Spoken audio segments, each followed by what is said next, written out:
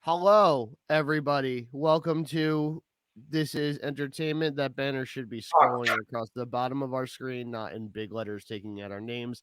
I am Ler, and of course, that is Deeds. And we welcome you guys to another episode of It's Entertainment. This is entertainment, however you want to look at it. It's entertainment on all of our separate channels. So, I started the show with my bald head. Oh, it's okay. It's all right. Yeah, the gimmick's on. Oh fuck! I got distracted because we always talk gimmicks and stuff about other things as we have our own gimmicks. Hold on. Let me make sure that I'm doing the same thing here. Because despite being a history buff, despite the fact that my Viking helmet in the corner isn't historically accurate, I still don't have one regardless. Otherwise, I'd be got rolling with that gimmick the whole time. I guess we should always preface too. Thank you guys for listening. Please be sure to always like, rate, and subscribe and all that fun jazz I say at the end of the episodes. We do have merch available, which if you're watching on YouTube, I will actually pull up. If I dance, will that make you subscribe? Yes, please subscribe. Obviously, we've got our classic This Is Entertainment tee, which is the first one I did, which just has our show art on it. And I did add hoodies. Subscribe. So there's hoodies here too, and it's just on black. So, and it's got mine and Deed's face on it. They're crude drawings, but it's us. It's merch. It's for sure us. And all, everything in the This Is Noise Media store is always priced around the same. Shirts are $20. Hoodies are 30 to 35, unless it's something a little bit more spectacular. So if you'd like, and supporting the show and buying merch and everything does help support the shows. It's not like it's paying mine or Deeds' bills. It's to keep the shows running at full capacity and everything like that. So if you'd like to, you can go to the link that is scrolling right underneath our faces here. If you're listening on your podcast platform, it's teespring.com/thisisentertainment. All one, no hyphens, anything like that. And that's kind of our little updates for everything. Because we don't really have too much other promo. But I know this episode is going to be, we're talking, we're going to start with Marvel's, actually, let's start with Eternals, because that's going to be quick, because there's not too much new stuff, and we've talked Eternals before. The final trailer dropped yesterday or this morning. It was either or. I did not know that a trailer dropped late last night, early this morning, whenever it did. Oh, so you didn't know until I messaged you? It was like, I'm just waking up now. I just watched the trailer so we can talk about it.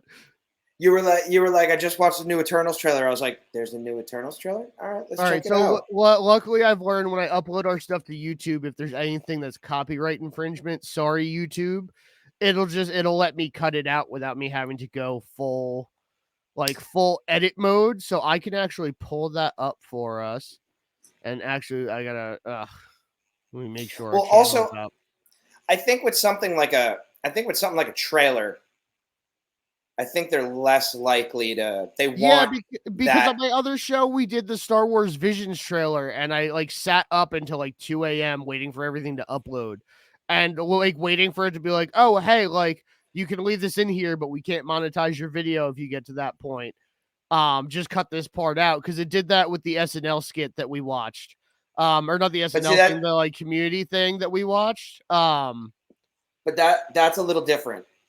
A trailer for something is a promotional device. It's under the free use act or whatever it's called. Well, it's publicity. A trailer is publicity. So essentially, wherever a trailer is going to get shown, that's just more publicity for it. As long as obviously, as long as we're not sitting here being like, "You see that guy right there? You see that guy? Child molester." which we're not. It's not something to laugh about, but Deeds is hilarious. So his delivery on that made something that's not funny kind of funny, and I have no shame in that. But you know what I mean? Like, as long as we're not doing that, like, I feel like companies incorporate the movie they're cooler with a trailer because a trailer is something they are sending out there. They are spending money. They are paying people to play the trailer. So if we're going to play it for free, it's just more outlets for the trailer to get out. Whereas if we were like, and now we're going to live stream the Eternals, they'd be like, and no. Oh, dude, the King Mouse is coming down on us hard and fast. Like there's no hiding from King Mouse at that point. But since you haven't, and since I've been doing this, and I'm trying to be more professional on all my shows here. Here's the Eternals. I have, but this is good to do anyway. Let's see. 5 years ago, Thanos erased half of the population of the universe. So we know where people of these. I was about to say, not to keep pausing through the trailer, but so we can keep talking about it, so we're not sitting in silence for 3 minutes. I'm really glad that was brought up in the trailer before the movie comes out, so it sets a time frame instead of us going into it. Because I know the earlier trailers, it seems like it bounces. There's going to be some flashbacks to. Well, there definitely is. That was one thing that I think was kind of widely known, was the fact that, as I'm trying to get comfortable here and make it so that I'm trying to look straight. It was known that there was going to be jumps in time frames and whatnot. Yes. I don't think we exactly knew.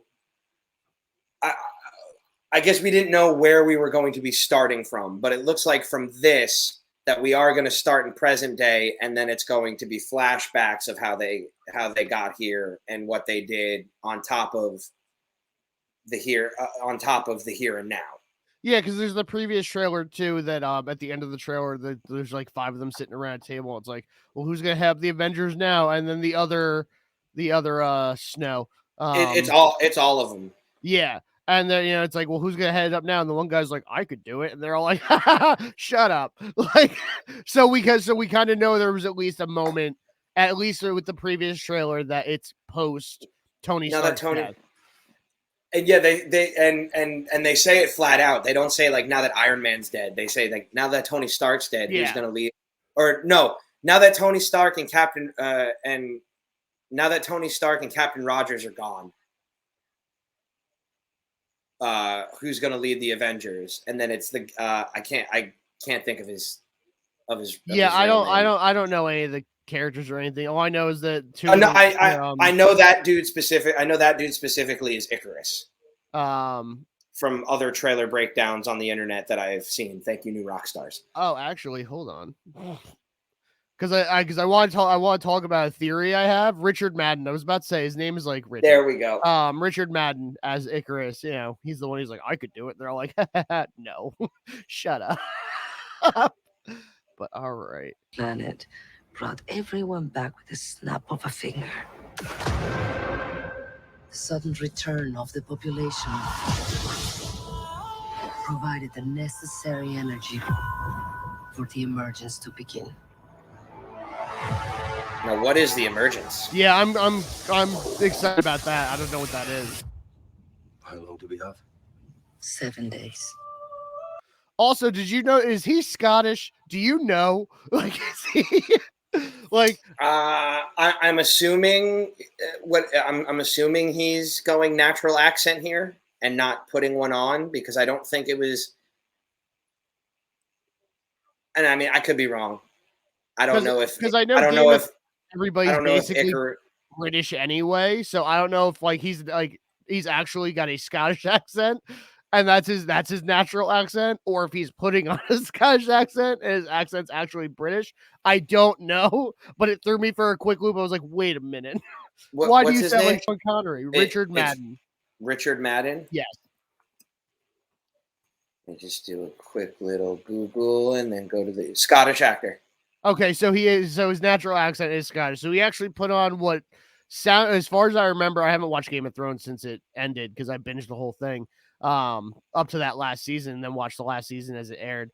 Pretty sure, at least when he was on it, he has a like your standard British accent, which now shows me that he put on a slightly different accent to do that role. That's why I was kind of confused. I was like, you sound like Sean Connery.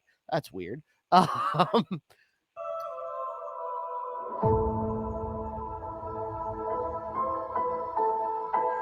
We're Eternals. We came here 7,000 years ago That definitely looks like a giant Kit Kat. to protect humans from the deviants. So we have a time frame. Kanal Nanjiani. Thanos, or any war, all the other terrible things throughout history. Is that how you pronounce his last name? We were instructed not to interfere in any human conflicts unless deviants are involved. I just want to bring up, firstly, for this trailer, because I know a lot of the newer trailers have used obviously more modern day music and not scores. The fact that this one deserved a score for the trailer, and I feel like this movie is actually going to be more score heavy than soundtrack heavy. This movie, if it's going to use I'm trying to think of the actual like term that they use for it, but like if it's going to use like real songs are going to be purposeful. And not saying that like real songs and like Guardians of the Galaxy aren't purposeful. Mm-hmm. But like I think it's more so like if we hear a regular song, it's going to be like, you know, it's going to be setting up a setting. It's going to be you know, it's going to be showing us a character. It's going to be I don't, you know, regular music is not going, this movie is going to be heavily scored. Yes, and I'm really excited for that as much as I love, because I love when trailers and movies use basically, the real music, your radio music in films and everything.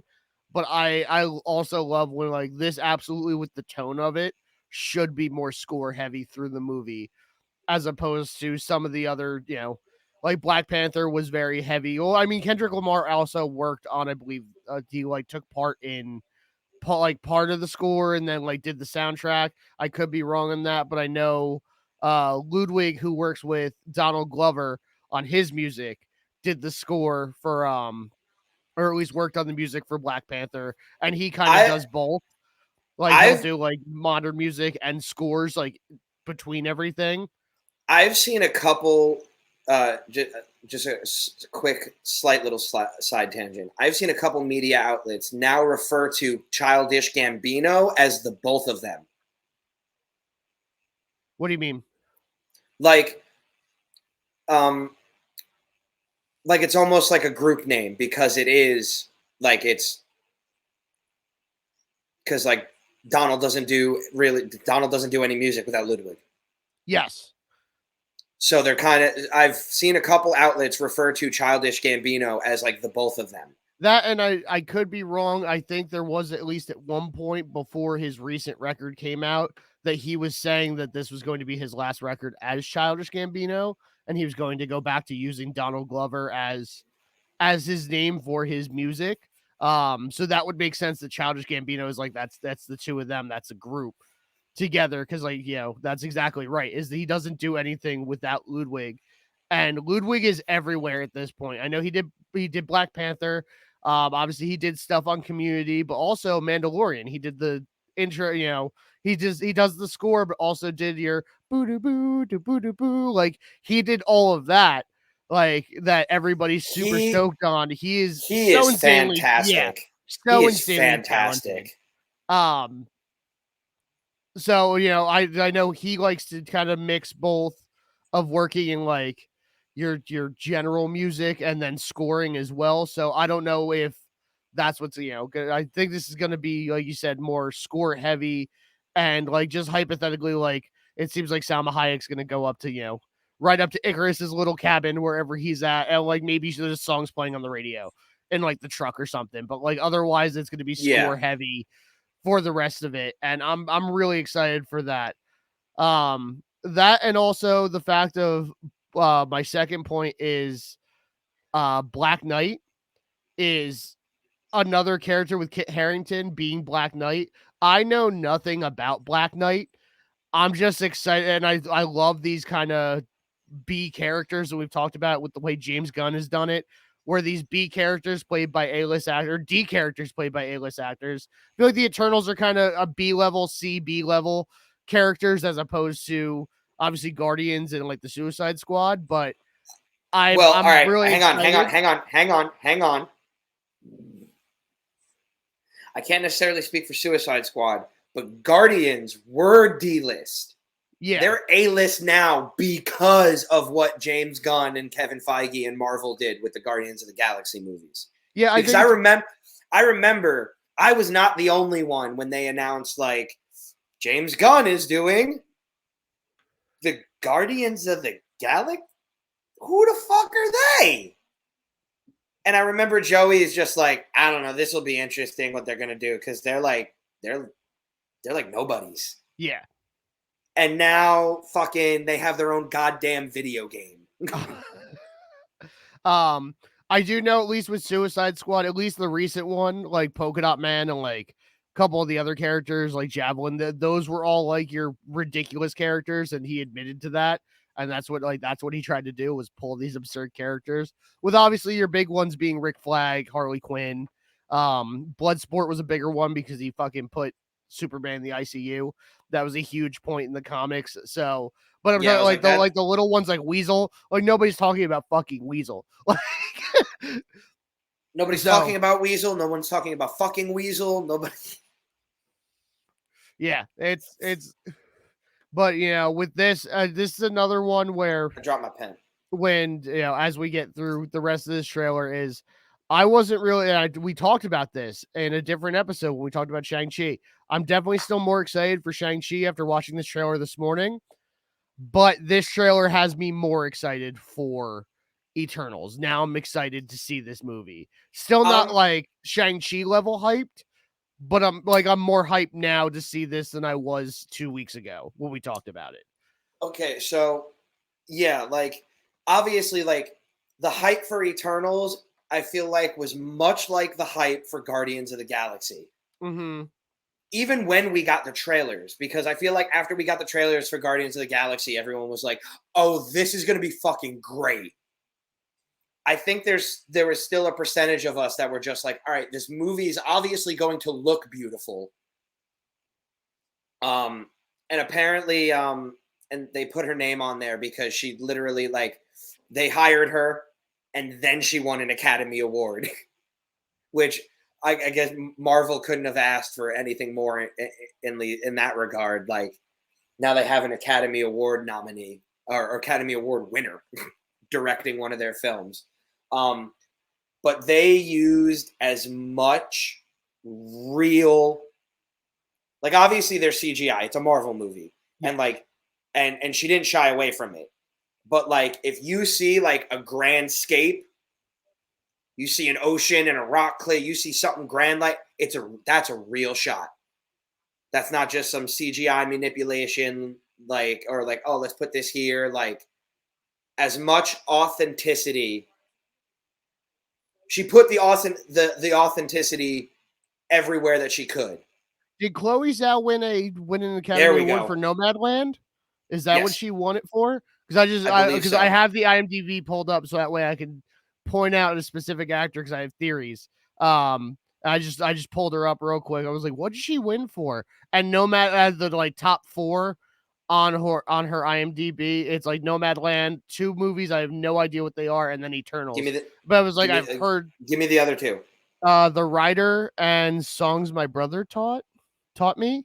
Songs My Brother Taught Me are the other 2. No, so she won for Nomadland. I'm pretty sure. Yeah, that's the only other one out of those known 4 top 4 that I even recognize. I remember hearing about that. That's why I wanted to ask. Let's see. But yeah, so like you can't ask for anything more. They hired her before that. Yeah.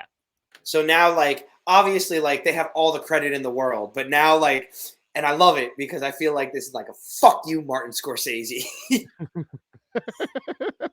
Except These in aren't that weird other universe where Scorsese's directing all of them. these aren't films. Yeah, fuck you, asshole. I'm sorry. Like, he's a great fucking director, and I've loved a bunch, not all, but a bunch of his movies. That was just a douchey fucking comment. I felt like I say feel that like the Marvel movies aren't film. I feel like that's the same mentality, despite the fact that we don't talk politics or anything like that inside the shows. I feel like that's kind of your, I just can't think of a better term, so I don't mean to use it super insulting because The Departed is one of my favorite movies. It's like in my top 10 list of movies I can watch over and over. And Scorsese is an extremely good director, writer, with the stuff he does. But I feel like it's that kind of boomer mentality, with his age where he's like, comic book movies aren't real movies, because of that's just the bullshit, which doesn't make it right or okay. Yeah. But at the very least, it's like, all right, well, you're kind of an older dude, so you're just not grasping like the way films is going. Which I know he has, and maybe he doesn't, but you would assume that Martin Scorsese has respect and admiration for Steven Spielberg. Mm-hmm. Well, what the fuck are most of Steven Spielberg movies? Dinosaurs. Take the fact out that he's not using any actual, like, most of the shit is property that he has come up with himself, but they're fucking comic book, they're superhero movies. Yeah. Yeah, I mean, yeah, slightly different, but like, I would like to see like what Scorsese says about E.T., and then it's like, fuck you. I just want to say that Chief Brody will forever be a superhero to me, because if it weren't for Chief Brody, that shark would still be a menace. That shark would still be killing kids and eating dogs. So, Chief Brody is absolutely If it wasn't for Chief Brody, we probably would have had Back to the Future 2 would have been right, and we would have had Jaws 37. Yep. And because we're halfway through this. Oh yeah, the trailer.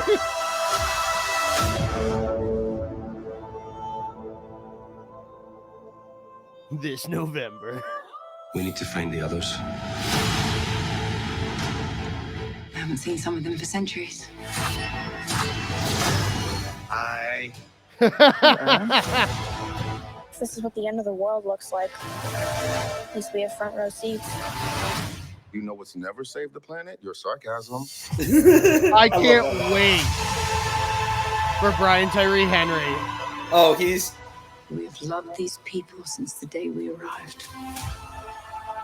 When you love something, you protect it.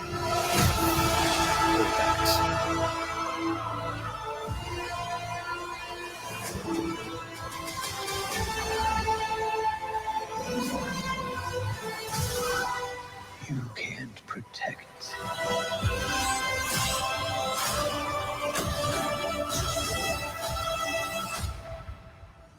any of them.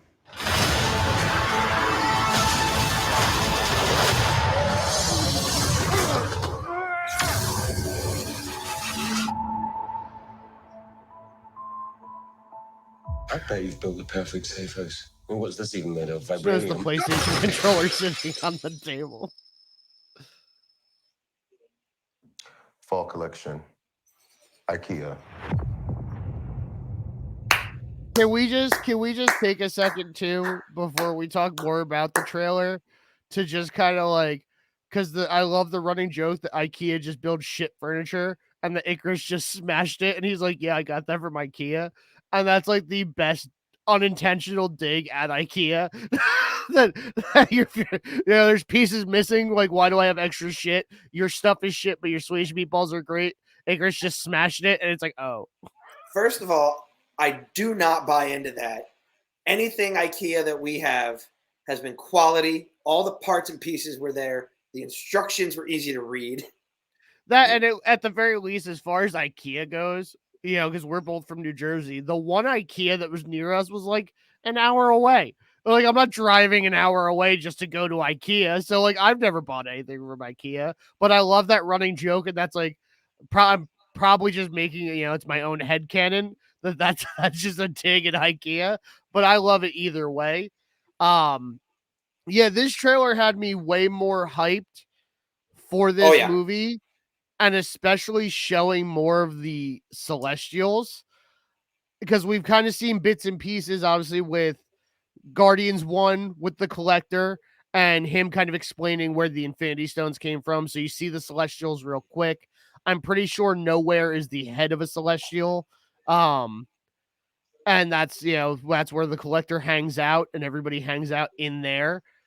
So I'm really excited to see more of them, because we've only kind of got bits and pieces, and then we've got Kurt Russell being, you know, Ego the Living Planet, who is confirmed to be a Celestial, where that's kind of all we've really gotten. We've gotten, they made the Infinity Stones, here are these giant beings, and then Ego. So this is really exciting to see more of that into that world, and like you know, what's happening and what do they actually do.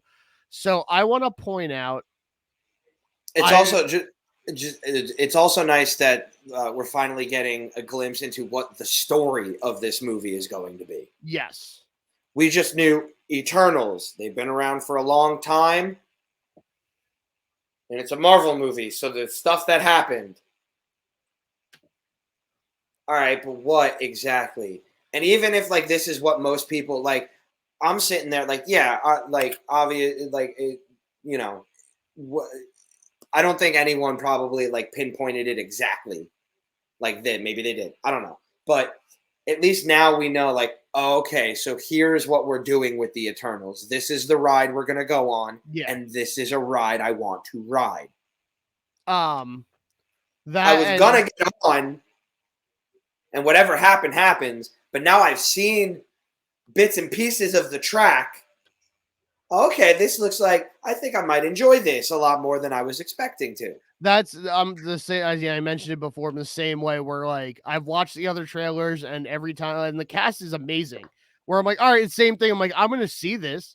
It's a Marvel movie, but I don't know anything about it, and like it's okay. Like Shang-Chi has me so hyped, and then this was kind of like, like I'm gonna see it, and then this trailer dropped, and I watched it this morning through one bloodshot eye, and it's been better than any cup of coffee I've ever had. Where I was just like, I was like, what's happening now? Yeah, I was like, what's happening now? Which has me so much more hyped for this movie. Well, yeah, this trailer has definitely got me, like I said, the analogy I just used. But Shang-Chi, I'm now on another level on Shang-Chi, because not that reactions. People are giving their reactions. They're not able to talk about the movie yet, but they're able to give their reactions. And I feel like that can do a lot. And especially a bunch of the YouTubers that I watch, they have all had nothing but great praise for Shang-Chi. One guy who's like a co-host, or like a side, a co-host on the one show I watched, the John Campea show. This guy, I'm blanking on his name. It's Robert Meyer or something. But he likes what he likes. He doesn't like what he doesn't like. Anything that I've heard from him is pretty fair. But like, so the guy John Campea himself saw it and then gave a reaction and said it was so good. And then he saw it again with his co-host the next day. Mm-hmm. And his co-host was just like, this is one of the best movies I've seen in the last 25 years. He's like, take Marvel out of it. And just as a film, it's just as a, he's like, it's fantastic. I forget. I think he said like Asian fantasy or something like that. He's like, this is like the best Asian fantasy movie that I've ever seen. It is one of the best. He didn't say he said something specific, but it's still like, and just other people that I've heard just like, now I'm on another level with Shang-Chi because it's like, oh, so the movie is as dope as the trailers make it out to be. Yeah. That is awesome. And not that they aren't, but can we also acknowledge that which, you know, there's always times that actors show up at red carpets and everything like that, whether they're in the franchise or not. But a real big one that I saw the other day, and I haven't seen anybody really talk about. You're more on YouTube than I am, with some of the content creators on there. But Ben Kingsley was seen at the Shang-Chi red carpet event recently, who obviously played the fake Mandarin in Iron Man 3. I'm pretty sure that has been, I don't think it's been confirmed, but I'm pretty sure that's been leaked by like pretty reputable sources that like, yeah, he's going to be in the flick for a little bit. Which I didn't know, and I love things like that, and I love finding out like as I'm like, oh, did you see this? And then getting more information, because I don't really care to look into leaks because I don't want it. I don't want things ruined, especially some big moments. I don't mind like like the Spider-Man leaks with like costumes and stuff like that. We're just kind of like, all right, I expected that, got it. Like we're good. Like, well, that's giving us more ideas of the story when we're still Mm-hmm. waiting on a fucking Spider-Man trailer. Give us the Spider-Man trailer. Which I know Venom was delayed. Was Spider-Man also delayed? Do we know? They haven't delayed Spider-Man, but they pushed back Venom 3 weeks. Is that's all it was 3 weeks? I just see that everyone's complaining that it's delayed. I don't really care. Like I'll see it when it comes out. I'm not worried. I know they pushed it back. Like I know like early 2020 it was still supposed to come out like July. Mm-hmm. And then somewhere along the way they changed it to I think it was supposed to be August or September. For Venom? Well, yeah, when is Venom coming out? And then just go 3 weeks back, and that was like originally when it was supposed to release. All right. Let's see. October 15th, as of 3 days ago. So October 15th of this year. So 3 weeks before that, so just late September. Yeah, so yeah, it was it was in July, and then they pushed it back to September, like sometime in 2020, I think. And then yeah, they pushed it back 3 weeks. I don't think that's a cause for an alarm. I think that's more so. I think that's Sony hoping that with the rates going up, that more people start doing the right thing. That, and at least because especially as we get older in our age and as hyped as we are for nerdy stuff, is a couple other content creators that I've followed and watched. I think that's also like how much tolerance I have with my self-diagnosed ADHD is. Luckily for TikTok, the longest a video could be is 3 minutes. So like a lot of content creators have to pack it into 3 minutes. I think that's why I get a lot of that from that, is a lot of them have brought up that and this is just an if, because I haven't heard anything of any connections between Spidey and Venom to begin with, is if there is some sort of connection that's being planned, delaying it back to make sure that everything goes cohesively, go for it. If you're going to delay those movies so that way they can connect the way you want them to connect, go for it. But I also have no sources on if it's actually going to be connected. But if that's a reason, I'm okay with it. I don't care. I don't care either way, but I especially don't care if you're like, we need to make sure this goes together, so we're going to delay it back. I'm like, yeah, do what you're doing. You keep doing what you're doing.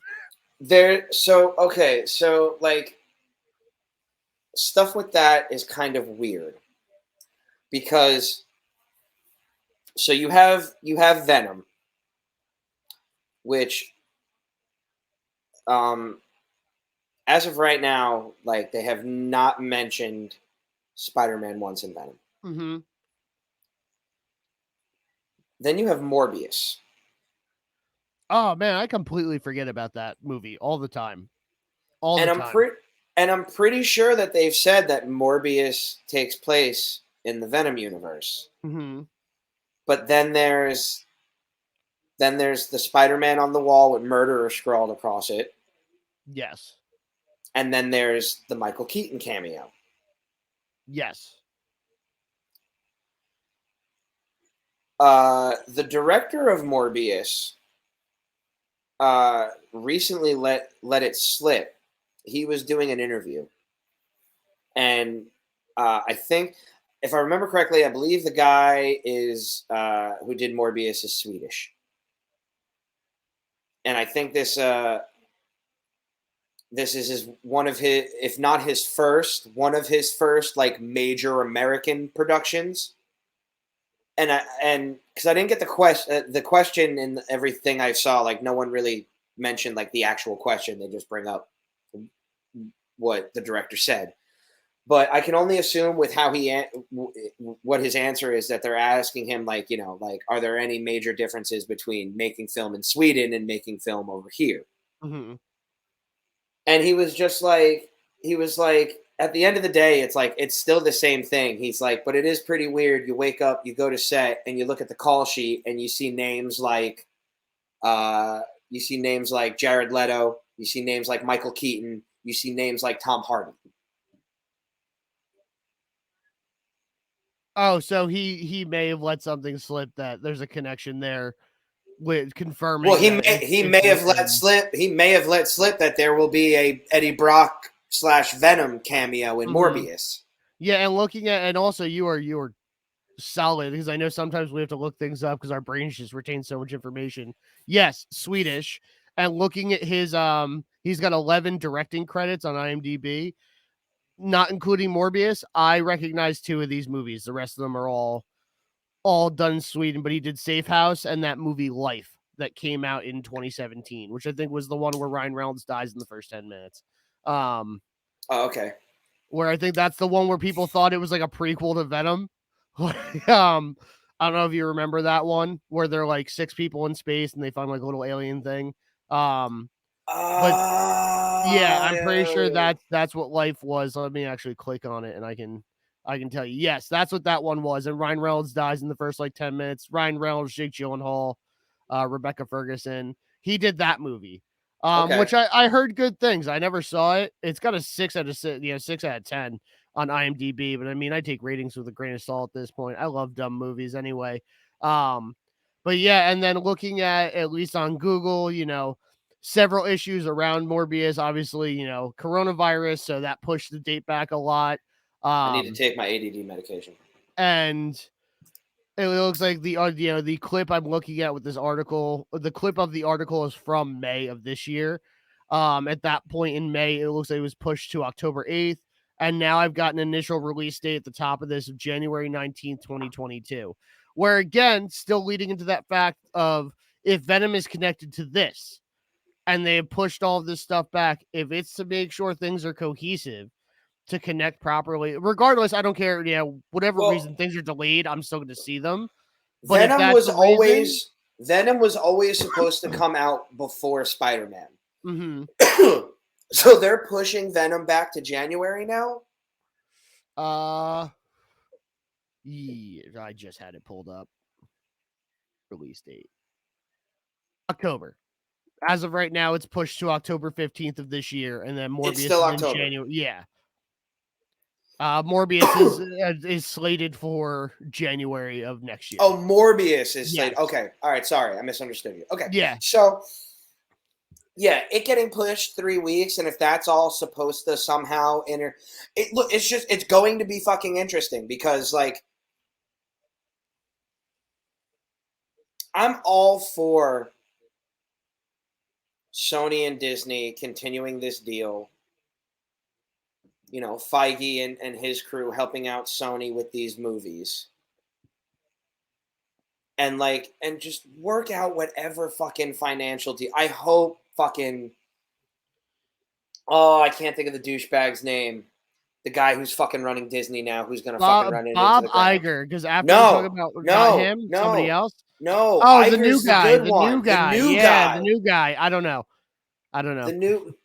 I can't remember his name. I heard it so much over the last couple of days because I've been listening to the guy I was talking about before, John Campia, a lot. It's another Bob Chapek. There we go, Bob Chapek. That's why I was confused. Fuck That's why I that was guy. like Bob Iger. I was like, and you're like, no, the other guy. I was like, why do I know Bob then? And I just pulled. I was like, oh, because his name's also Bob. No, Bob. The other Bob. Bob Iger is the one who took Disney from Michael Eisner and made it from the Disney that he got it from Eisner, where it was like, oh yeah, it's Disney. They got, they're doing the stuff with Pixar. They got their movies. Like, it's Disney, Disney World, Disneyland. It's Disney.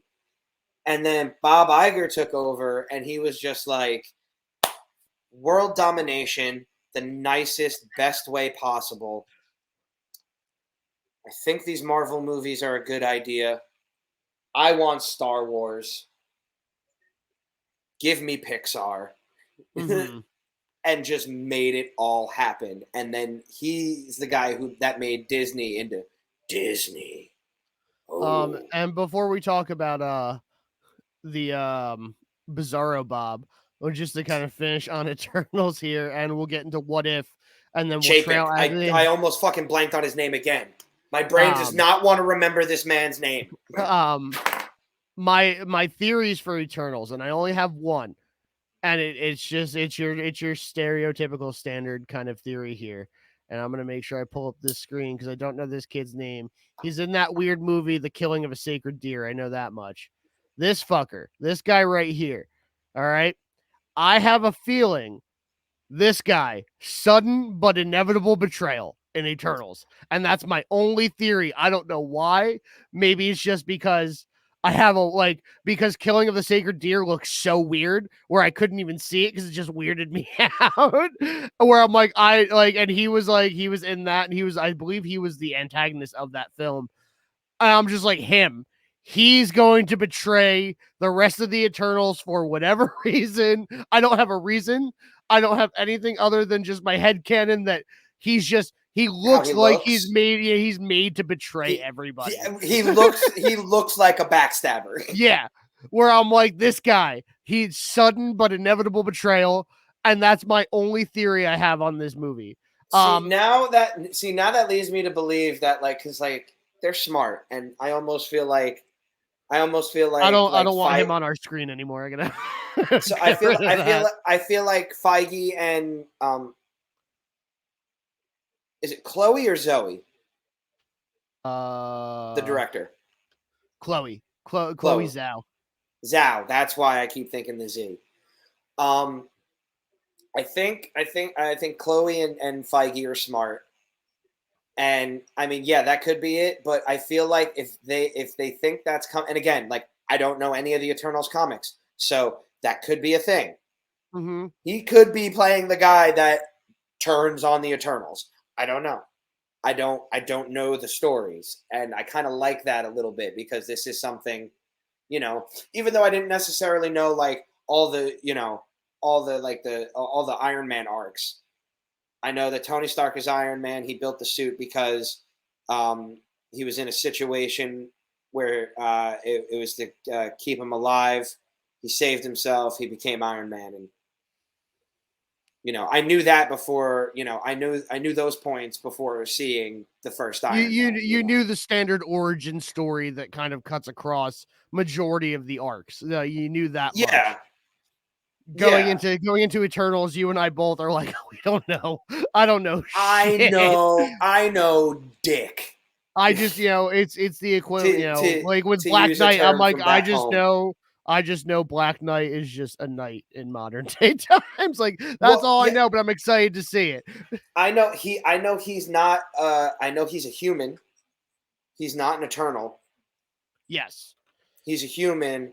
I don't know how or why he gets the Black Knight power. Is there a power?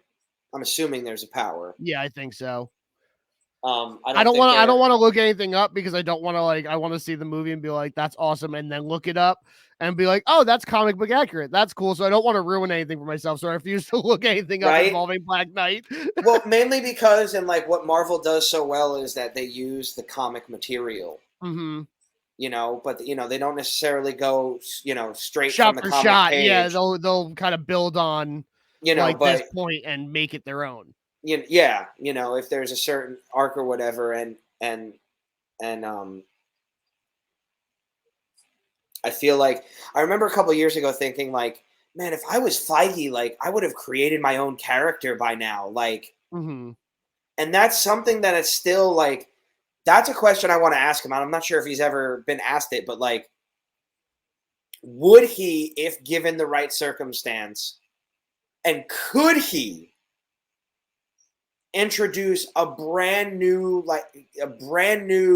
and not just a side character, like a brand new hero, like a new power set, could he do that and have their first iteration to the world be from the movies and then just find a comic, make a comic from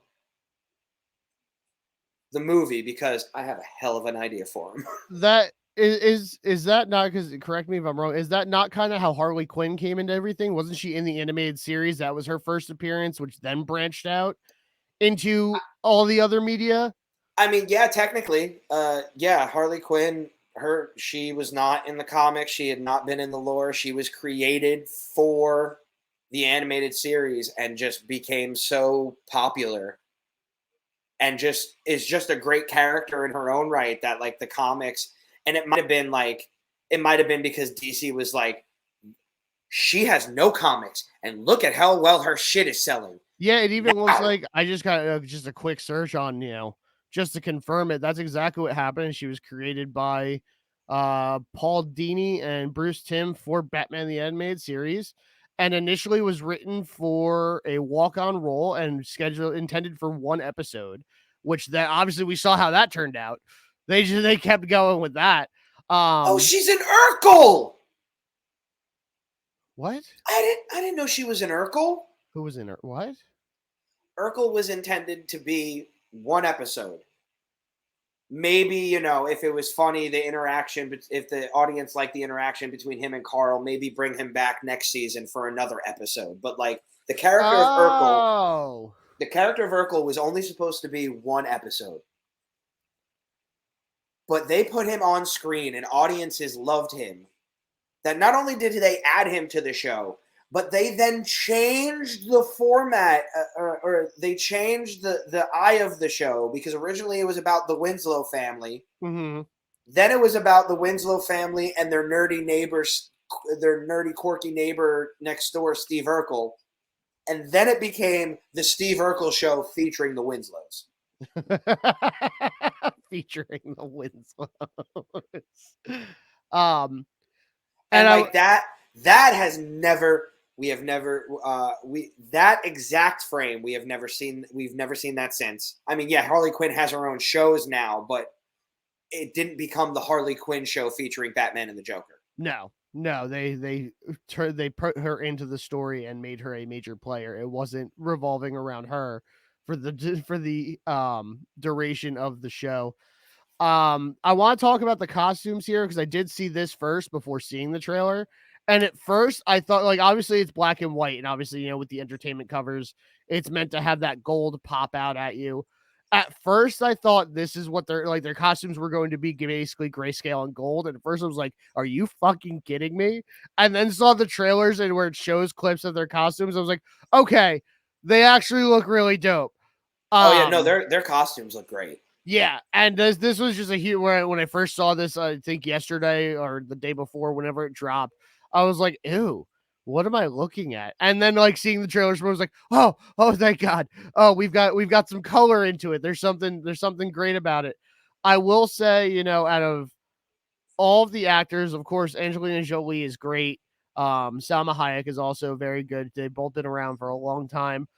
Brian Tyree Henry is probably the biggest one I'm looking forward to, because not only is he started to appear in more, where I don't know if Atlanta is what really blew him up, which I feel like maybe it was, because he's also, because not to be on Donald Glover's dick all the time, but Donald Glover did so good with Atlanta, which made me also love the actors that are in Atlanta with him, because of course I went into Atlanta with just knowing Donald Obviously. Glover. I don't know anything else about the other actors, and then Why Brian did he Tyree leave Henry, Greendale? Why did he leave Greendale? I want to know why. Because it says, just like Zach Braff really only good. did 5 episodes of the new season of Scrubs and then leaving. Who would do that? A terrible human being.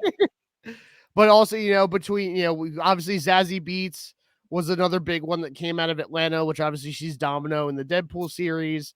Brian Tyree Henry, who has been in so much at this point, him and actually Lakeith Steinfeld or Stanfield, I might be saying his last name wrong.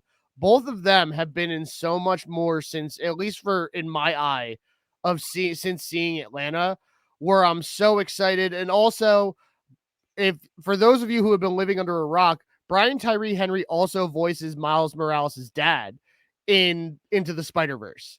So he has just been all over the place. It looks like Atlanta, and then he was in Godzilla versus Kong. He was in Joker. He was apparently with the Arkham Clerk. He was in that movie Widows. And Brian Tyree Henry is absolutely a force to reckon with. That he's such a good actor. It actually looks like he was in a few episodes of Boardwalk Empire, and I'm really upset I didn't know that. But it looks like Atlanta's really what kind of took off with putting him more into the limelight. I believe he was also he was in the remake of Child's Play. So he's doing so much more now. So I am actually the most excited for Brian Tyree Henry, especially out of all of the characters and all of the actors. I'm most excited to see his character, his acting, and where everything's going. But as a whole, I am definitely more hyped to see Eternals now than I was 2 weeks ago when we talked about it and we were talking about Shang-Chi. Yes. And speaking of hype and everything like that, which again, if you've made it this far into the episode, because we didn't lead off with spoilers this episode, we're leading into spoilers now because we're going to talk about that second episode of What If. Who are we going to talk about it? Which of course, I brought up last week, and we are on episode 2 here. That I had already mentioned that the first episode was not my favorite. I still enjoyed it. I obviously watched through it. I have not even trying to be a toxic fan, just some of them like meh, because I'm so used to the movies. But we've now come to my favorite episode. One thing I do want to say about episode 1 is that it was did it look great? Was it awesome? Yeah, but like as soon as you kind of saw it wasn't until the end where you're like, oh, okay, they're actually gonna do something here. Yes. And I think this whole what if thing is leading to I think it's gonna lead to some type of team up. And I think they're almost treating what if as their own kind of quick alternate retelling of the but specifically I believe these stories are going to be interconnected in some way. Which I'm just gonna throw it up now. And we'll get to that. We're gonna leave that up while we talk about this episode here. So this is one of 4 that he will be in, which leads me to believe there's something is happening here. With the series, it's not just solo what if. I think this whole what if is a bigger. They're not just separate individual what ifs. I think it's one big what if. Yeah, it's starting off kind of like anthology style, but it's going to lead into towards the end of at least this season, or if it's going to just be one season, I don't know. But at least towards probably late midsection to the end is going to be one big team up here. But I'm pulling up the cast list right now for the second episode because, of course, obviously, Chadwick Boseman, who is just absolutely the world did not deserve how good of a human being that man was. It's just going to be up. It's coming up. It's coming up 1 year, isn't it? I believe so. Real soon. I don't think it's today. I hope it's not today. If it's today, we probably should have let off with this. I'm gonna pull that up. Hopefully, it's not today. I think it might be tomorrow. Next week. It's August 20. Okay. Next August 28th will be the 1 That's year. And it's going to be remembrance of Chadwick Boseman, because not only did he just pull Black Panther onto the big screen and do a lot to which, and I want to word this where I don't sound like a stereotypical white dude, but just to give the community of, I want to say Black people, I want to say people of color, I think is the proper way to kind of term that, is to give a hero on the big screen that really does good. And his character was pure and everything about it, which we see again in this episode of What If. Instead of just making him a cheesy kind of Starlord, it's still Chadwick Boseman's Black Panther. His personality is still pure and good intentions and doing the right thing into being Starlord. So I saw a clip, an actual clip, Kevin Feige on the red carpet for Shang-Chi. And I guess the interviewer was just asking him about, What If, and asking him about the episode. It hadn't aired yet. So yeah, I think this was the Shang-Chi premiere, or Shang-Chi premiere on Tuesday. And Feige said that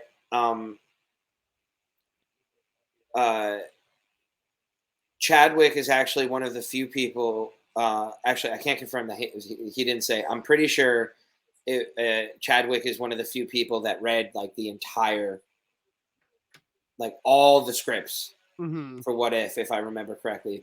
But not only that, there exists, which I hope they release one day. And maybe this is what they actually meant. But he read, because they recorded, the dialogue separately. He read like the other parts. Yeah. Just to like get the flow going, so it wasn't just him being like, oh, so what do you do? I'm not going to attempt to do a T'Challa right now, but instead of just him doing his lines, like, so like there exists 4 spots of just like chunks of, if not entire episodes of just Chadwick Boseman just reciting everybody's parts. That's absolutely fantastic. But what the part that I saw with Kevin Feige, the clip I saw, he specifically said that Chadwick had so much fun with this iteration of T'Challa that he went to Feige and they had a meeting with Ryan Coogler, like, how can we bring elements, like he wanted to bring elements of this T'Challa, not like the story elements, but just the persona, the more laid backness, the coolness, the kind of just like essentially like the Captain Cool. Yeah, the Star-Lord swagger that Chris Pratt portrayed into T'Challa's personality. Yeah, for lack of a better term. And they were going to be doing that with the second Black Panther. Like that, I think that was something that I guess that Coogler was more than cool with. Or maybe he wasn't, but I'm assuming. How can you not be? Which, especially if the whole idea is that he's opening Wakanda to the rest of the world, so then he himself would go around the rest of the world, and especially after coming back after blipping and wanting to probably help the rest of the world. Like, yeah, why wouldn't we, when we connect back with him after however many years from everyone coming back, that, or however long, I'm assuming that they would put a year or two, even if it was like, if we didn't get the movie, even if we didn't get the movie until like 4 years after Endgame or whatever. Like, I don't know the exact time, but why wouldn't he, be a little bit more, I guess relaxed because he essentially died and came back, and like why wouldn't he be, kind of just like after going to other places and warm welcomes and you say, you help save the planet, like not necessarily getting cocky about it, but I feel like that would, yeah, there's a burden, but I feel like that would make an individual a little bit more relaxed, a little bit more comfortable in his own skin. And like I said, especially since the idea was they were opening up Wakanda to the rest of the world. That, and we did get a glimpse kind of the more laid back T'Challa at the end of Black Panther when they're back in where the fuck was Compton. It wasn't Compton when they go back and they're at the apartment building and everything like that. You saw kind of that more lax version of T'Challa there. Being back on, he's on that basketball court and then he reveals the ship in front of the kids. He's like, you see something cool, which is paraphrasing, but that's, basically it's like beep beep, like, oh, look at that. As Will Smith likes to say, new hotness is what he showed off to these kids. He's like, old and busted. New hotness. Which also looks like, and this is off inverse, so I don't know how refutable this is, but it looks like, and this article is from a couple days ago, looks like the 16th, is that Black Panther 2 to film at MIT this weekend. So it looks like we're getting kind of a start, and obviously the popular fan theory is that Shuri's going to take on the responsibility of the Black Panther mantle. Sorry. So I'm excited. I saw a fan theory. Sorry, not to cut you off, but I saw a fan theory somewhere after that it was announced that the title was changing to be Wakanda Forever. That might be confirmed. Hold on.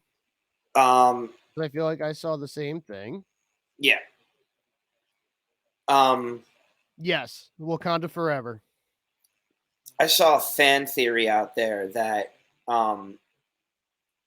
this time, instead of necessarily, and maybe you call them something different, or maybe they're all or maybe they're all the same type, but the idea was that instead of just one Black Panther, you have three,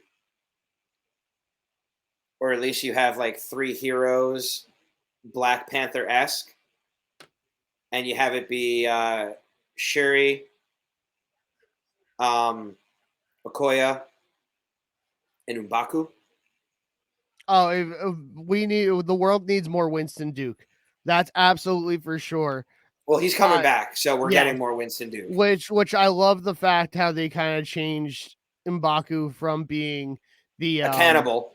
Yeah, the cannibal, also kind of racist to a vegetarian. But also kind of turning him from being one of T'Challa's greatest arch nemesis to being basically his friend, basically his buddy, wanting to work together, and just that lined up side by side at the Battle of Wakanda and Infinity War, came through the portal at the end. He was there at Endgame. Yep, and I love that, and that comes back to what you were talking about before, is how they take the source material and here's your baseline, and then basically branch off from there into their own original stories, and to flip that to basically here's your origin of Black Panther, and instead of M'Baku being, again, with the racist title of Manape, which again, that was, they wrote those comics in like the 1940s or whenever they wrote those comics, being just M'Baku, and his, the gorilla is his basically clan sigil in a way, as to T'Challa's Panthers. He's, because they have the gorilla masks during the big basically home gang. I don't remember what it's actually called, but I love that, and I loved Winston Duke. I think Winston Duke is also doing great. I did watch that movie Spencer Confidential a few months ago, and I never talked about it because I watched it way late. And Winston Duke is just so good in that. I did see Jordan Peele's other movie, Us, I think is what it was called. And Winston Duke is so good in that, because you got both sides of Winston Duke, where his comedic parts, but also his more serious parts. He does great in Black Panther. So I'm so excited for him to come back. but also, which I know there is the in the What If episode, there's going to be one where if Killmonger saves Tony Stark, with there being a multiverse, I honestly wouldn't be upset either with a different universe Killmonger kind of taking up the mantle, because it seems like he's going to be good guy Killmonger, but that's kind of a stretch. I would rather see someone who's already in the canon cinematic side of things take over the mantle. So another little tasty nugget of information that I've gathered in my YouTubing is that Marvel recently contacted the guy who created Secret Wars, the guy who wrote the first Secret Wars story. Apparently, they recently contacted him.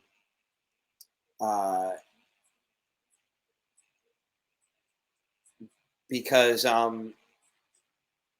even though back then it was a pay for hire, which essentially, like, which Marvel paid them up front, and was like, what you write, we own. Even though it was a pay for hire, everyone knows it's a pay for hire. Everyone knows it's a pay for hire now. Even though it was a pay for hire back then, Marvel didn't have a document, an actual piece of paper with the information on it saying, and I forget the guy's name, but like, such and such is being hired and being paid X amount to write Secret Wars. They didn't have the documentation, so they were calling to give him $10,000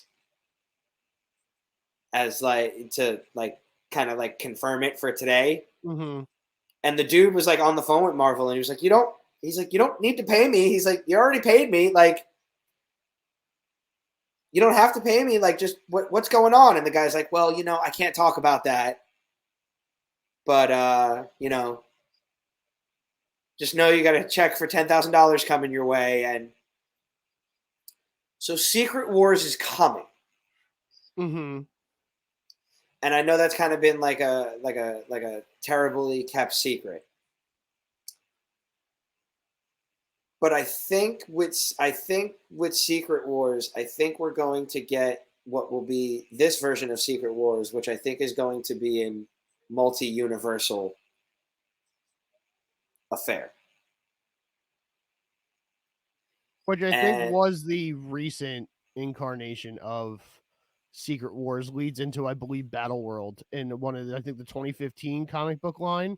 Yeah, and that's essentially like everyone believes that it's going to be along those lines of like the Secret Wars Battleworld. Because I'm pretty sure the basis for that story was the universes started colliding, which is what creates Battleworld. Because I know there was a lot of heroes that died, like Deadpool, like dies, and they kind of smashed together, which brings you into like Sam Wilson being the Captain America of the timeline after everything ends, and it led into basically. Is that how Miles Morales joined 616? I don't know for sure. I know it was some type of multiversal event because he was originally in the Ultimates universe, and then when they got rid of the Ultimates universe, which is, I thought, if I'm remembering correctly, that's what they used for Secret Wars Battleworld. Which I don't necessarily know the comics by heart, so I could be saying that. I was always under the assumption that the one arc of Secret Wars was the whole Battleworld concept, where it was the Ultimate Universe and 616 colliding, and it was kind of just like, I think that's what it was, because I think it includes like the other weird universes, like the other Earths and everything like that. But the main characters of who survives, and I could be wrong, are basically 616 and then Ultimate Marvel, or those are the big heroes on each side that survive that whole conundrum. But circling back to this episode of What If, I told you last week when we talked about it, the Chadwick Boseman T'Challa Starlord episode was absolutely going to, at this point, be my favorite. I didn't realize it was going to be the second episode. of the series. So of course, going into this, I turned it on and sat up straight in my chair and was like, "Oh, Here we go." yeah, I was like, "Here we go." And then as that intro plays, and I've got the cast list pulled up with how many they got back. Now it's also going back with that first episode of What If. Obviously, the time period it's set in, you know, where Bucky's saying Jeepers and shit like that in that first episode. I thought the show was still going to be like a little campy, not so much geared towards specifically kids, but I thought it was going to be a little bit more campy. And then it comes up in the corner of Disney Plus. It was like suggestive language or something like that. And I was like, oh, I was like, what do you mean? Like, what are we getting here? To then see, obviously, with the cast we got returning from the cinematic universe. Of course, Chadwick Boseman as T'Challa. We also got Karen Gillan back as Nebula. Michael Rooker as Yondu. Which was great. I always butcher his name. I want to say it's Demon Hansu, because I think the J is silent in his name. But he came back as Korath. And he was also, his Korath was great. Kind of, and that was the campiness of this episode. He gave the reaction that Peter Quill wanted from him. Yes. To T'Challa's Starlord. And I thought that was also this whole, you know, everything that's coming out in What If that Chadwick Boseman is reprising his role as his final role. It was like another sweet dedication to him of having him come in. He's like, oh, you're the Starlord, and fanboying over Starlord. And it kind of, because that's what all of us kind of do with Chadwick, and we should, because again, just pure human being. We didn't deserve him, and we're glad we got them. Never travels alone. And just everything about it. We also got, I'm gonna say his last name wrong too, John Connie, who played T'Chaka. We got him back. And then Sean Gunn is Kraglin. Chris Sullivan, who played Taserface in Guardians 2, comes back as Taserface. I'm going through the more obvious ones before I get into some of these bigger ones here. I can't again with these last names. Okoye comes back, obviously. Which real quick, do you think Sean Gunn was ecstatic to get hired to do something that wasn't his brother's? Yeah, probably. I mean, it still kind of stemmed off of his brother's project, so. Well, I mean, it stemmed off of his brother's project, but it wasn't his brother being like, "Hey, man, got something else for you." I got work for you today. it was Disney being like, "So you are this character." Was he in Endgame? I don't think we see him in Endgame. I mean, we see Howard the fucking Duck. You would assume Kraglin's there, right? I don't know. Hold on. Kraglin, Endgame. The first article here, it's a Cinema Blend article, and the title is just, wait, was Kraglin in Endgame? And this is from 2019. Was he? Yeah, there's so much happening.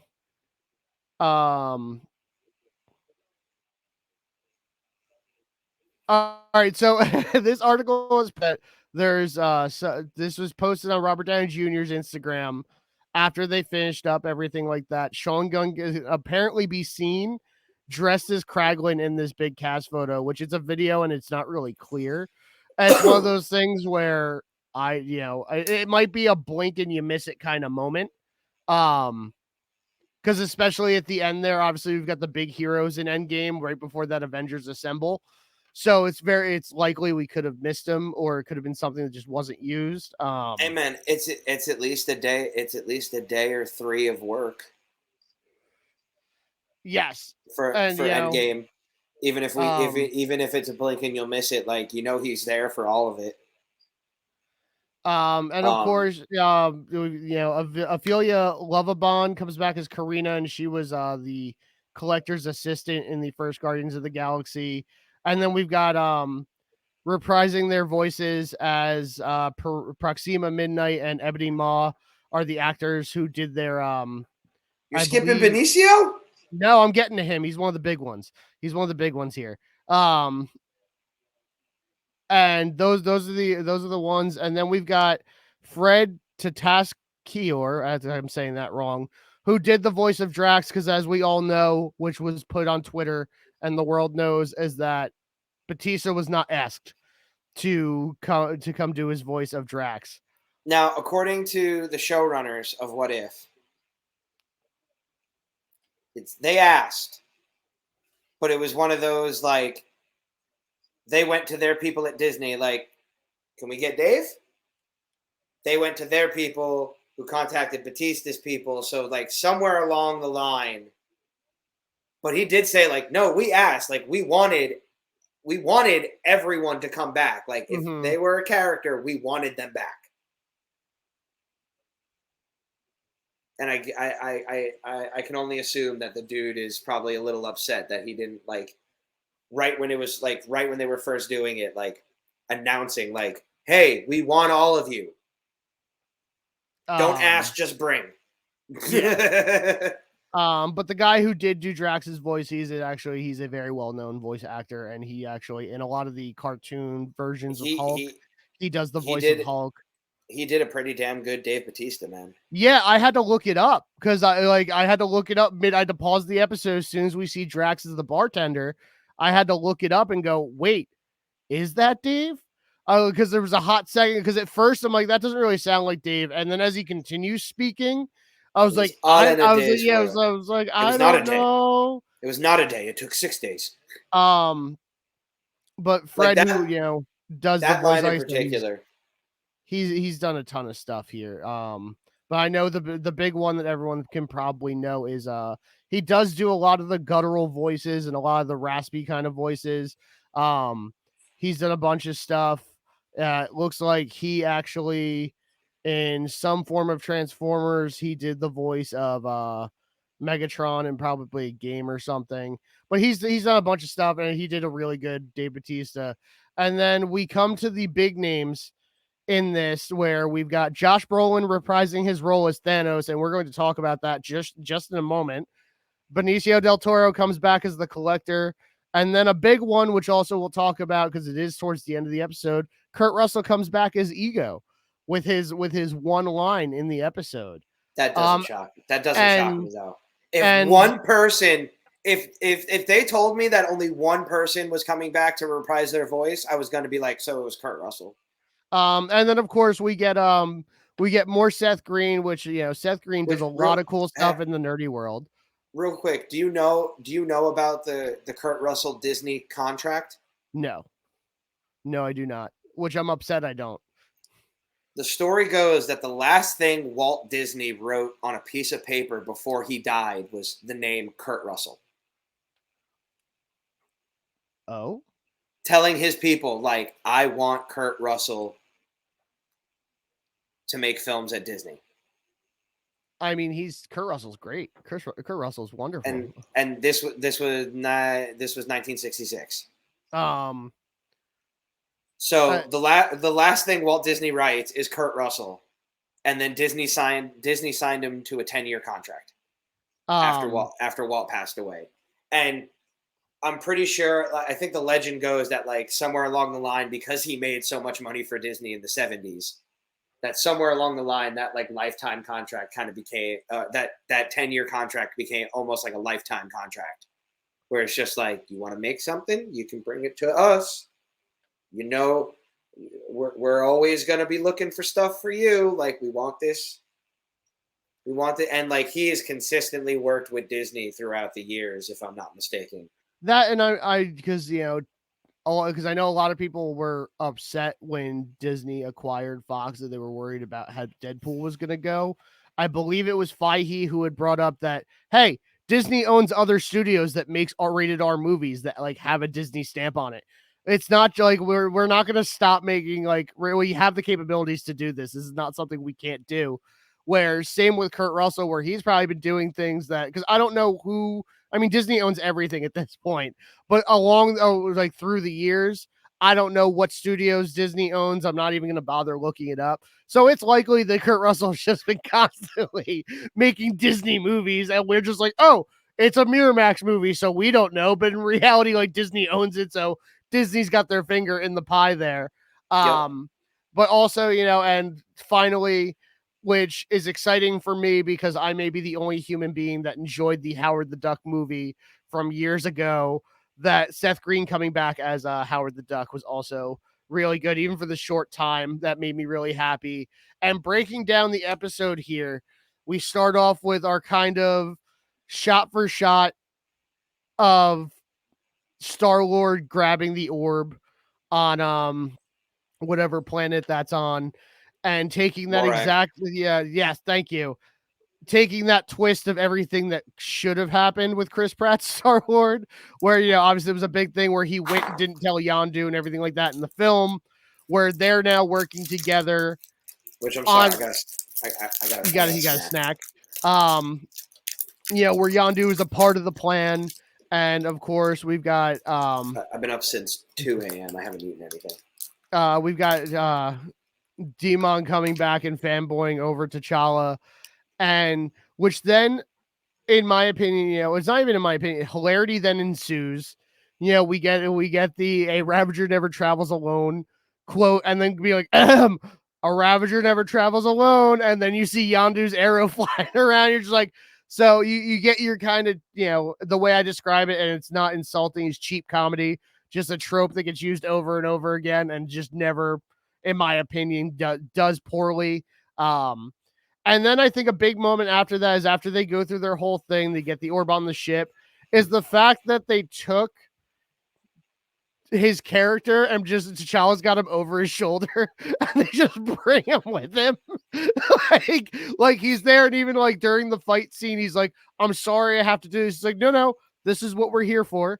Like, this is what we're doing. And then he's like, he even tells like, "No, we're not hiring right now." And then at the end of all of that scuffle, "No, we're gonna take him with us. He's our boy now. We're going to adopt him." And then of course cuts to the bar scene where everybody's together, which we I'm sorry, I kind of jumped ahead. With the beginning of this episode is T'Challa being taken by Yondu's Ravager crew, led by, where's the Watcher tells in the story that Yondu had sent his cohorts to go acquire this mission, and they pick up T'Challa, and he sent Kraglin and Taserface to accomplish this. He sent those two to go pick up Peter Quill, which then also hilarity starts there of him being like, "Does this look like this?" And he goes, "Look, 2 eye holes, 2 ear holes." Like that's what he looks like. And they're like, "I don't know. There's a bunch of energy around him. We figured that's what we were looking for." And then he pulls up the pictures like, "That's not this guy." Oh yeah, he's like, "Yeah, this just looked like Peter Quill," and and then Sean, and then Kraglin goes, "Look, the energy readings were off the charts. If there's something not on this planet, it's there." And then T'Challa's like, "Well, we do have vibranium." And then of course leads into, right before that is T'Challa talking to T'Chaka and being like, "I want to see the world," and basically then jumps on the adventure, which then, like I said, we've got the Morak scene, and then brings us to the bar scene where they're all sitting there kind of talking. Enter Thanos. So they're reliving their glory days, and instead of the Ravengers kind of just being like low, like he's made them T'Challa being Starlord, he's made them kind of like they are noble, like they are they've gone heroes. Legit. They're hanging out in the open in the good clubs on this planet instead of in the underground like in Guardians of the Galaxy.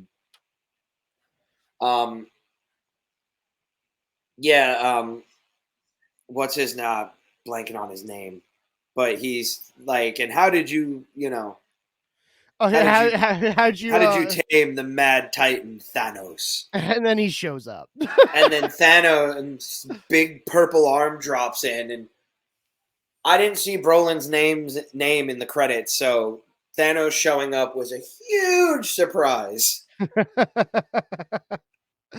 What I love about this version of Thanos is the campiness of it, but him just nonchalantly being, talking about his plan of what happened in the cinematic universe and treating it like it's nothing. him still, he's gone straight. He's seen the error of his ways. T'Challa, he had a conversation with T'Challa, which if you do the time correctly, like T'Challa was what, like 14, 15 when he's having this existential conversation with Thanos. So like, I mean, T'Challa was just heads above this world, man. Just which of course, the running gag through the episode too at this point is, at least at Thanos is, no, what you were doing was genocide. And he's like, effective. It's like, no. It was genocide, Thanos. Like that was, that's what you were doing. It was like, no, I wasn't. It would have worked. And then still also believes in his convictions. Yes. And then, because we're going to kind of streamline through the episode, enter Nebula with hair. At this point, all she's missing is an eye.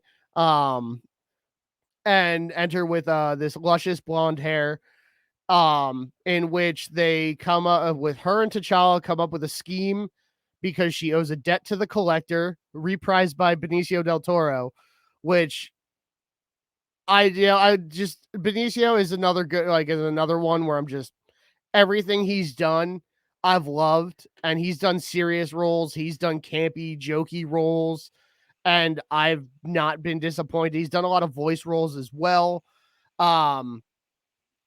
With everything. And we get, sorry, hold on. We're doing backstage stuff right now. With comes up with the plan to basically pay off her debt, but also get the embers of something. Is like there's a whole scheme. Embers of Flora? Yeah, something like that. There's a whole Ocean's 11 type scheme that gets hatched out, which we then see kind of get fleshed out through the episode. But the big thing for me was Benicio coming in and kind of the flip of him being, instead of this kind of like Weasley little collector, he is this big beefy Thanos style collector with the open robe and just like, hello everybody. He's become the big bad of this universe now that Thanos has gone straight. Yes, because also he has he has Ebony Maw and Proxima Midnight and all of them working for him. He has whatever the fucking army that he had that had no face, those weird monster things, working for him.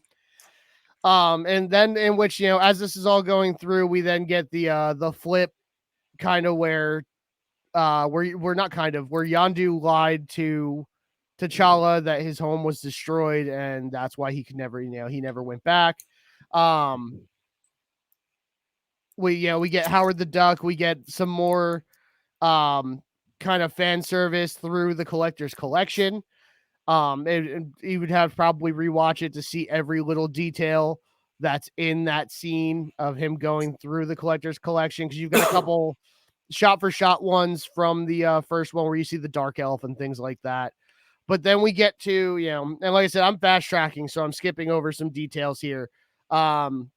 We get to everybody getting captured, a betrayal by Nebula, which then turns out to be part of the whole plan. But we're gonna, and Howard the Duck pops in, shows T'Challa the way. But then we're gonna jump to this fight scene here between T'Challa and the Collector. The Collector then brings up basically an armory out of the floor, and he also goes through. He's got a blade that he took off of Christopher Eccleston's Dark Elf. I can't remember his name in Thor: The Dark World, and we kind of don't even really talk about that movie anyway. You also see Captain America's shield is on he doesn't use it, but it's on the armory, and Mjolnir's on there. And also a big one is he brings up he's got Korg's arm. He brings up that there's a very chatty Korg that he took the arm off of, which he uses initially, and you're like, oh no. So in this universe where T'Challa is Starlord, we get a lot of cool stuff, but Taika Waititi's Korg is dead. The Collector has killed him for his skin, and he uses it as a weapon, which is really upsetting. And then also he has Hela's headdress, which I loved about that scene where he does the same thing that Hela does when he puts it on and he runs his hands through it. Yep. And I love that. I was like, that's actually really cool, because obviously the Collector is meant to be this flamboyant, outrageous character on either end. Yeah, on either end in cinematic or now in the What If series. And I love that they kept that going with Benicio all of that. just playing it. He sounds like he had so much fun in that booth. Oh yeah, because it feels like it wasn't so. I'm not saying he was dry in the cinematic universe, but obviously, like when they meet up with him in the first Guardians, there's a point. There's a point that Benicio needs to make, and it's kind of like it needs to be this way. But in this universe, he definitely hammed it up in the best ways possible. Yes. Yeah, they were just like, here's your script, Benicio. Have fun. And I feel like they did that with everybody. They were like, have fun. Go into the booth. Here's your script. Just have a blast. Just enjoy yourselves. That's what we want out of this. Obviously the good guys triumphed. We get another kind of Mary Poppins style scene with Yondu and T'Challa, where he also calls him his son. He's like, get off my boy. And everybody gets out. We also, there's a Wakandan ship where we find out Wakanda's still a thing. And then we're, like I said, we're fast tracking. I'm fast tracking through it. That's how T'Challa found out during his escape plan. His necklace starts glowing, and then the spaceship appears, and it's a Wakandan spaceship, and he finds out that like his family has been looking for him ever since he left.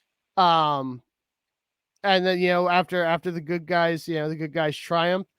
We also get a Thanos being the hero moment, where he's like, "Go on without me, I'll hold him off" moment, which was so badass. Yeah, it was so good. Also, I'm sorry, I didn't realize how much I wanted that moment until it happened, because when I like jumped and I was like, "Ooh!" And yeah, like Thanos we love Mad Titan Thanos in the cinematic universe. We love him in his own villainous ways, where he did these. Also his villainy is more so for good intentions in the cinematic universe. I do love though, they're running to the ship and then he goes, "Go on without me," and Nebula says something along the lines of, "What are you, crazy?" And Thanos just goes, and the pan to his face is like, "No, mad." He's like, not crazy, mad." And I was just like, "Oh my god, I didn't know I fucking wanted this." It's an equivalent to an Avengers Assemble type moment. It's exactly like, it's got the same feels where you're just like, oh,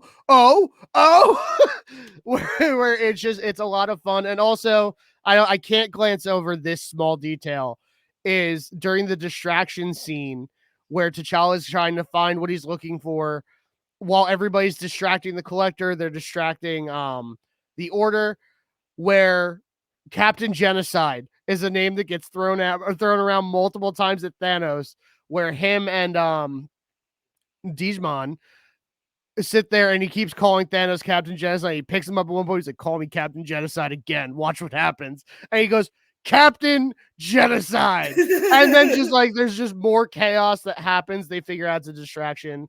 And then we get a very nice reunion moment with T'Challa going back to Wakanda with his team of Ravagers, in which then they have another party and they feast. We get more of Thanos being like, "No, it was so simple and so like it was efficient."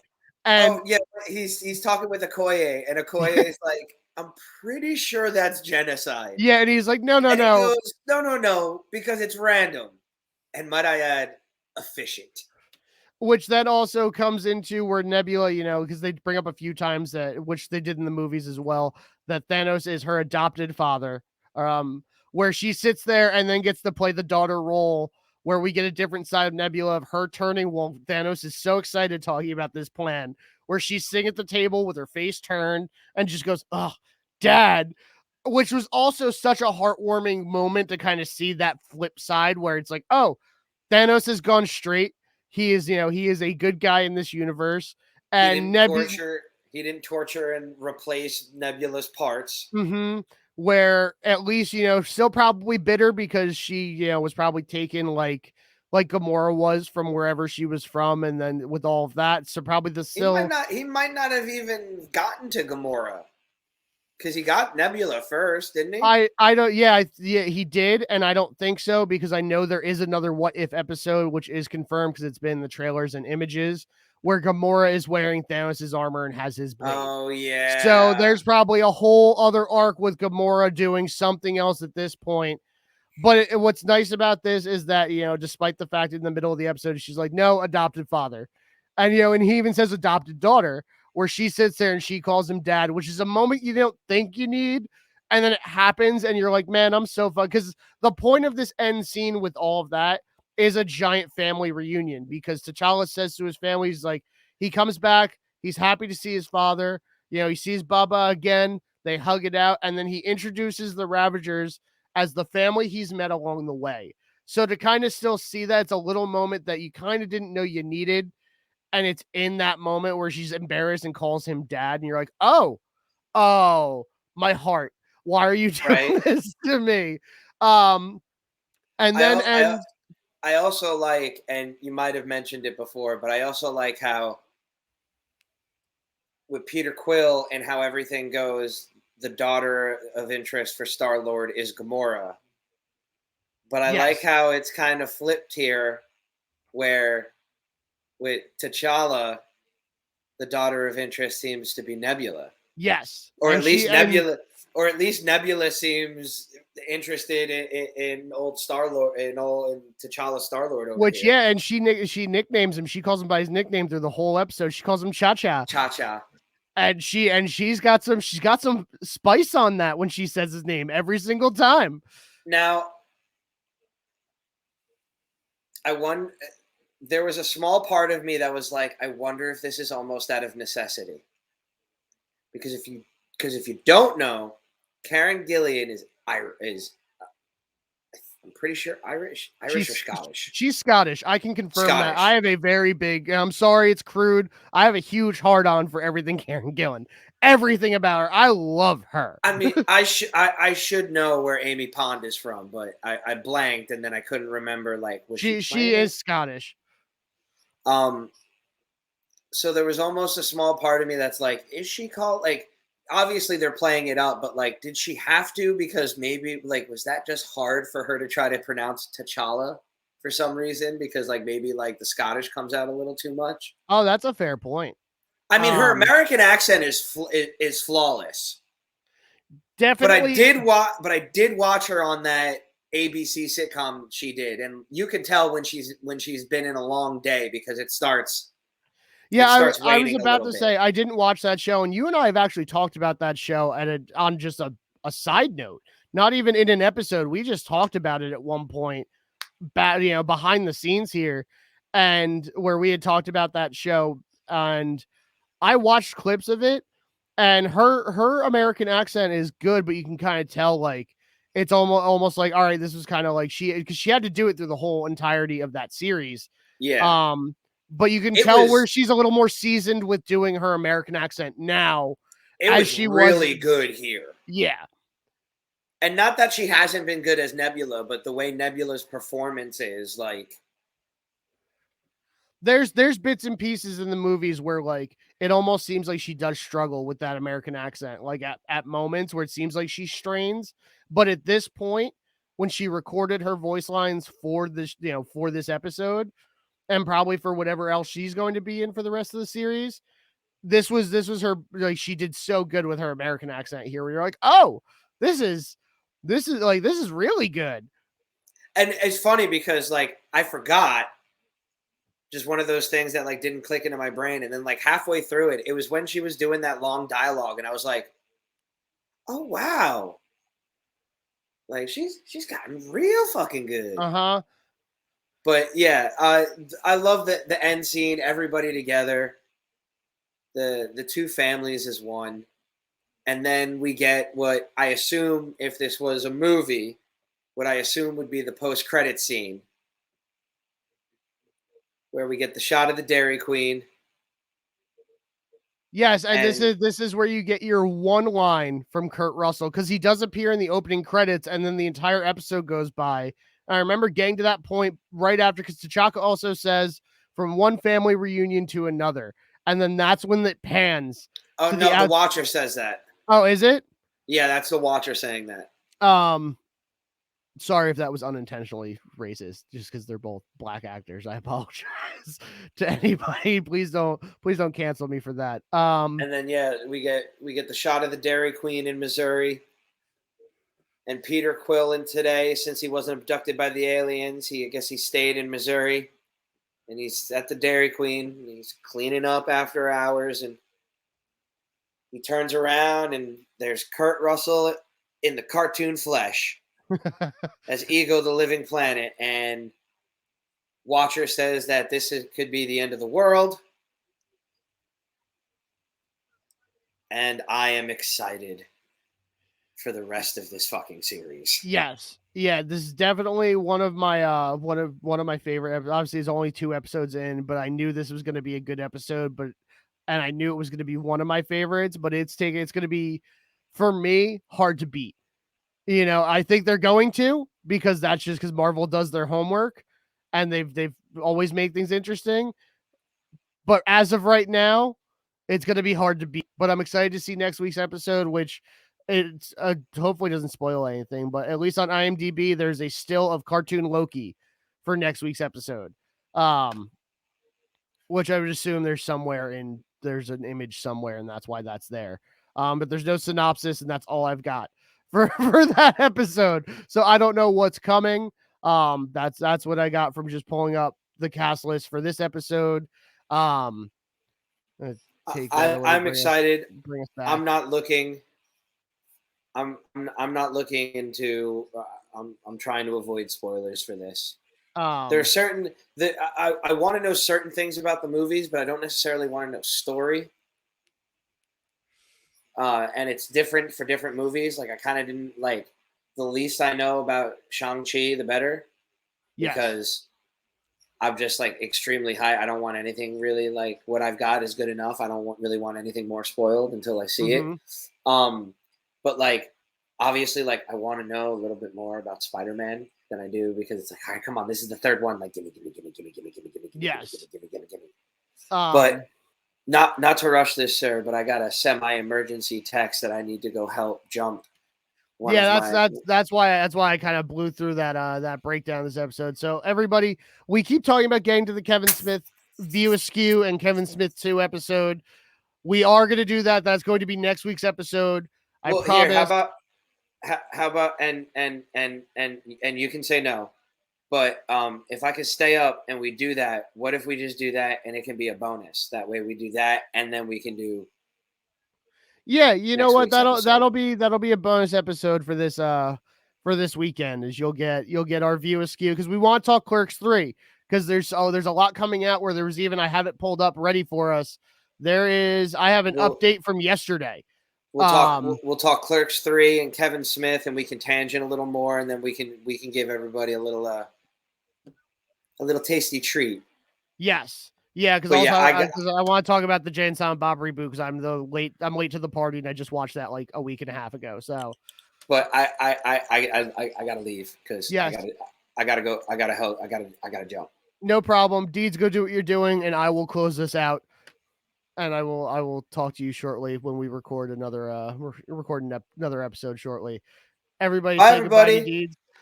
Bye, Deeds. I'll see you soon, brother. Yep. Everybody, thank you so much for listening and checking out another episode of It's Entertainment with Ler Deeds. Very appreciative of everyone always coming in and supporting the show. Again, if you're watching on YouTube, scrolling across the bottom is where you can get merch for the show. But please be sure to like, rate, and subscribe. We release episodes every week on Fridays, and we are going to do our first bonus episode, which is specifically one topic, which is going to be View Askew and Kevin Smith 2. And we're going to talk all things Kevin Smith and the View Askew-universe for that episode, and it's going to be specifically that we're not going to involve multiple kind of topics there. Despite the fact this episode was kind of a little bit more, it was all Marvel oriented. but we're gonna talk about that, and that will air this weekend. Again, we always appreciate your support and always showing love and affection to us and making sure that we're here. And for those of you on the YouTube, for those of you listening at home, for the merch, it is teespring.com/thisisentertainment, all broken down, no hyphens, and you can get yourself some merch if you'd like, and it helps support the show and keep us going. But your listening and your viewing also is a big help, and we appreciate all of that. So be sure to catch us for our bonus episode and catch us every Friday where we air our episodes on YouTube and everywhere podcasts are heard. We are on all podcast platforms, Spotify, Google Podcasts, Apple Podcasts. We are on all of them. And of course, we air our episodes on YouTube every Friday. So thank you guys so much for checking us out. We appreciate you. You can follow at This Is Noise Media on Instagram for all updates and everything about the show and what we're doing. And we will be doing probably live shows in the near future across the board with most of the shows here on under This Is Noise Media. So again, thank you guys so much. I appreciate you. Mwah. Have a good one, and we'll see you next time.